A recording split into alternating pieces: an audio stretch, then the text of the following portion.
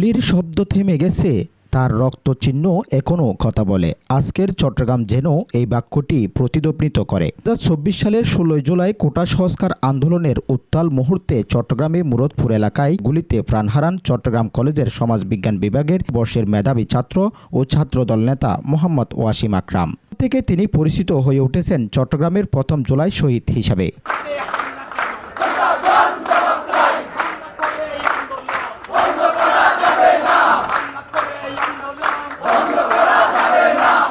সুরের এই পথ চলায় ওয়াসিম আকরাম নাম আত্মত্যাগ, রাজনীতি, শহর পরিকল্পনা এবং তরুণ সমাজে স্মারক চিহ্ন হয়ে উঠেছে। জুড়ে বিভিন্ন সংগঠনের শ্রদ্ধাঞ্জলি মিছিল, স্মৃতিচারণ সভা ও কোরআন খতমে মুখর ছিল আজকের এই দিন।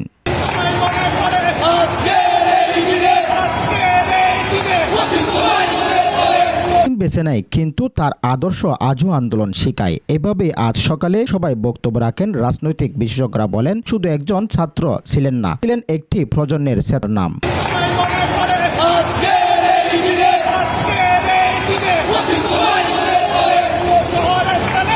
পরিবার, বিশেষ করে তার দুই বোন, আজকের এই দিনটি কাটিয়েছেন কান্না আর গর্বের মিলিত অনুভূতিতে। শুধু একজন নাম নয়, আমাদের সংগ্রামের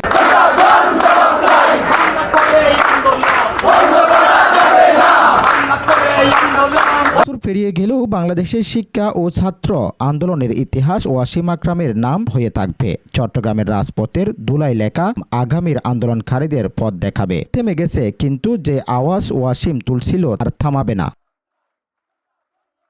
জামালউদ্দিন জাহেদ, চট্টগ্রাম।